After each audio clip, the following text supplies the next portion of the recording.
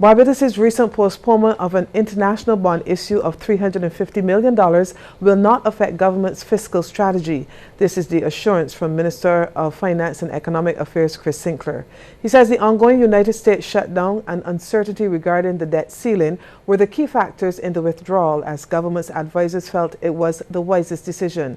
Delivering a statement as Parliament wrapped up this evening, he said it came after government has successfully led a bond issue roadshow through 4 major U.S. cities in September.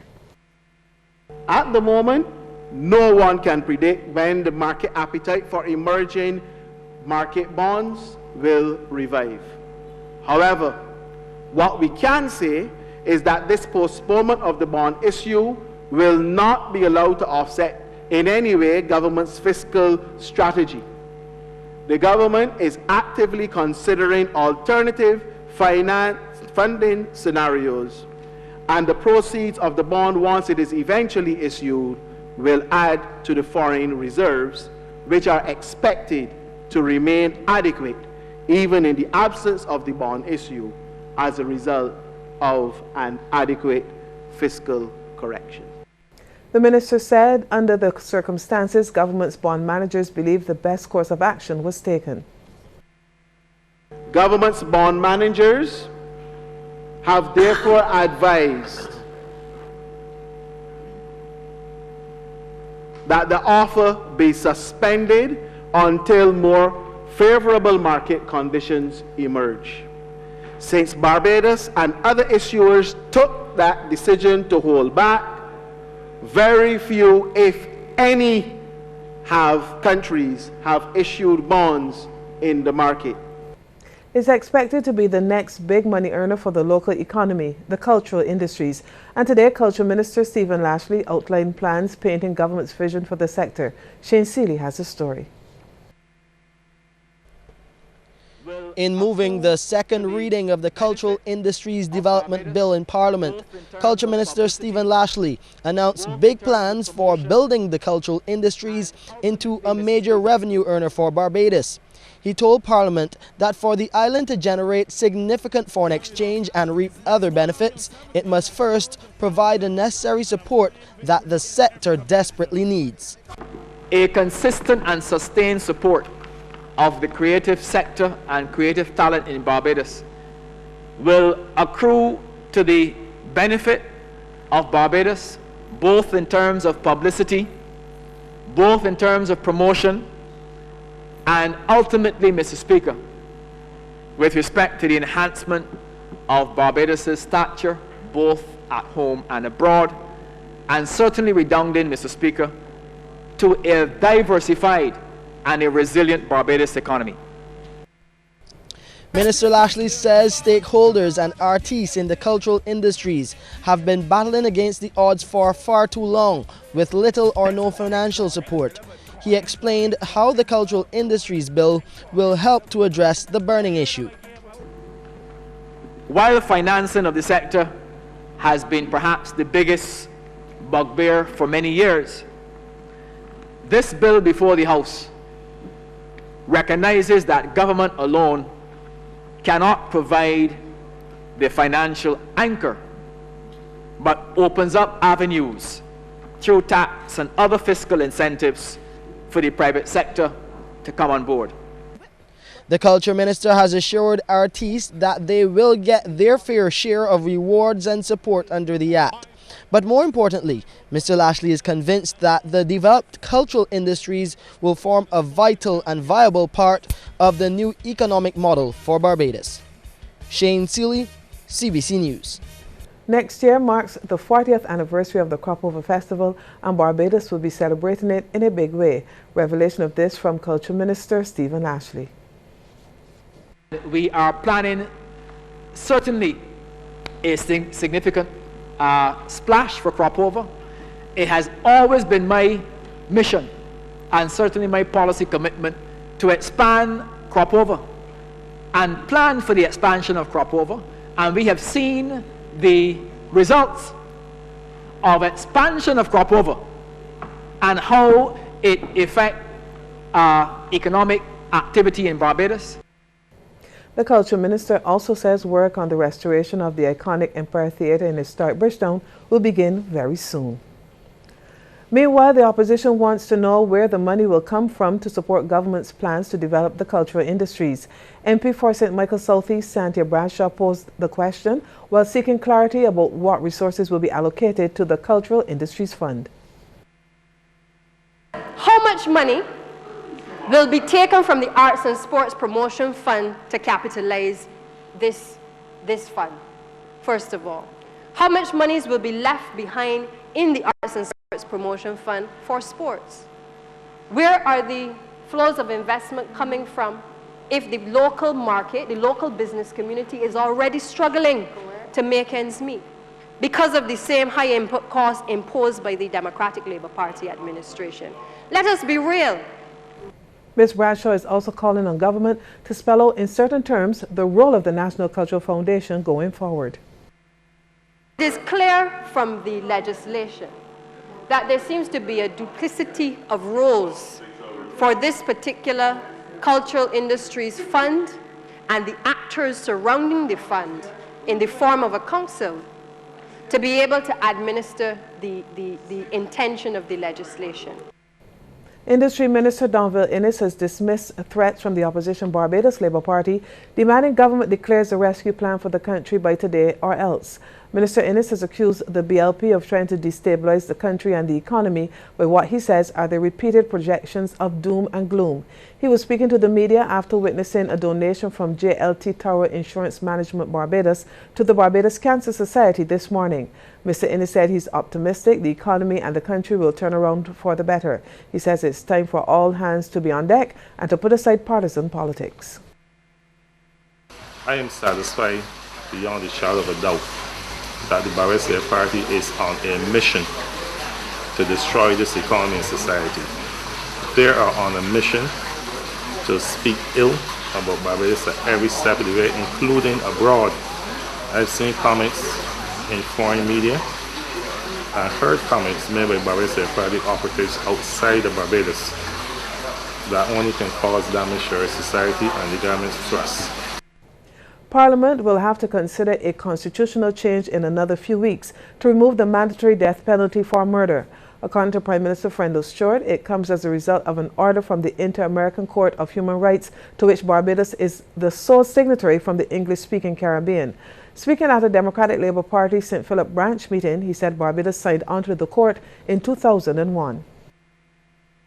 That court has ordered Barbados. I did not say requested Barbados. It ordered it to change its constitution and to repeal Section 26 of its constitution. It has ordered Barbados to remove the mandatory death penalty from its statute books. It didn't request it. It didn't ask it a favor. It ordered it to do it. 2001. And by the way, when we submitted Barbados to the jurisdiction of that court in 2001, it was in order that one man could get a job. Prime Minister Stewart said Attorney General Adrian Brathwaite recently indicated the measure is ready to be brought to Parliament. The Attorney General spoke to me a few days ago, and he is in the process of readying the legislation to bring it to Parliament to remove the mandatory death penalty from our statute book because of a decision that was made in 2001 by the Inter-American Court of Human Rights. Trade facilitation issues are taking center stage this week. Minister of Industry, International Business, Commerce and Small Business Development Donville Innes officially launched a 4-day workshop on the important topic in association with the World Trade Organization at the Courtyard Marriott yesterday. He said the workshop is timely. This session this morning is a continuation of discussions between the government of Barbados and the World Trade Organization in respect to trade facilitation. And we recognize that this is an important part of our overall international trade agenda. And Barbados is very proud to be part of the ACP group in that continues to deliberate and discuss the issues with the WTO. The main objective of the assessment is to review Barbados' trade facilitation measures. It's hoped this will assist Barbados in accessing the special provisions for developing countries at the WTO. Today we have brought together our domestic stakeholders across the various ministries that are involved in addressing the issue of trade facilitation. And we've been very fortunate to have participation as well by the WTO, as represented by the staff that they would have sent over here as advisors on this matter. This small open economy recognizes that in order to really punch above its weight on the international arena, trade facilitation issues must be addressed. Basically, what are the challenges that confront Barbados in respect of the ease of doing trade?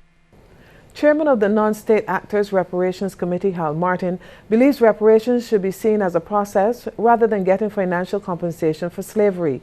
His comments came at last weekend's launch of the Non-State Actors Reparations Committee at the Regency Cove Hotel.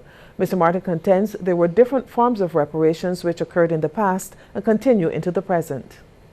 So you had the 19th century where you had the physical and social reparation. Now you move forward to the 20th century where you had political reparation, where you became independent and now you had the political power. And by right, you had the wealth and ownership of the land. Now remember that wealth is made up of what? Land, labor, and capital. Mr. Martin adds that education is key to breaking the effects of slavery, and so he thinks government should review its decision to make students pay tuition fees at the university. I hope that you re-examine that. That is part of the reparations. When you're thinking reparations, you have a situation where our borough, as part of the distribution of the reparation, give us free education up to the tertiary level. That is a right. That is part of the Constitution. You can't tell my children and grandchildren that they now have to pay for their education. It's like taking the money that you're sending your kid to school with and say, I need it to buy crack. 2 Barbadian men have been remanded to Her Majesty's prison at Dodds on a charge of murder. They are 20-year-old Matthew Anderson Farley of no fixed place of abode and 24-year-old Jefferson Tremaine Diego Broom of Hannes Village, St. Lucie. Police say Farley and Broom appeared at the Whole Town Magistrates Court today, charged for the murder of 38-year-old Cosmo Hines, formerly of Broomfield, St. Lucie. Hines was shot at Husbands Tenantry Road, St. Lucie on September 26 this year and died at the scene. The accused men are expected to reappear at the Whole Town Magistrates Court on November 12. A local company that specializes in major billing services for local and regional large companies is continuing to expand its client base. On a daily basis, Streamline Solutions handles the processing and delivery of thousands of bills locally and regionally, totaling approximately $500,000 a week. Technical operator at the company, Junior Grimes, recently spoke about the capacity of the local company. We process companies' data. The company sends us their data, and we pretty much format it to suit what the client wants. Then we print them, we bring them out, we process them by using the printers to print the data on their paper or any different type of paper that they choose. Then we bring them here to the inserters where we can do barcode jobs. We can also do straight jobs without barcode. We pretty much do about 20,000, 30,000 a day on one of these machines. Mr. Grimes was unable to reveal any of the clients' names for security reasons, but he says the company presently has its major bases of operations in Trinidad, Jamaica, and Barbados. We also have 3 different hubs, one in Jamaica, one in Trinidad, which is our biggest hub, and then in Barbados. We also do about 53 million inserts a year. Barbadian Rohan Hackshaw has won the 2013 Angostura Aromatic Bitters Global Cocktail Challenge Final. Hackshaw, a bartender at the Sandy Lane Hotel, defeated 5 competitors from Grenada, St. Martin, Antigua, and St. Kitts. He walked away with a $5,000 check and a trophy. St. Martin's Paul Peterson placed 3rd, while Antigua's Daniel Thomas was 2nd. A Barbadian national is among 7 designers selected to attend a major regional fashion show in the Dominican Republic. He's Andrew Harris of the Andrew Harris Collection of Barbados. In the past 8 years, the fashion show Dominicana Moda has grown to be the official fashion week for the Dominican Republic. Throughout its history, it has become the fastest growing one-way show in the Latin American region. The event gets underway next Monday and will run until Saturday, October 26.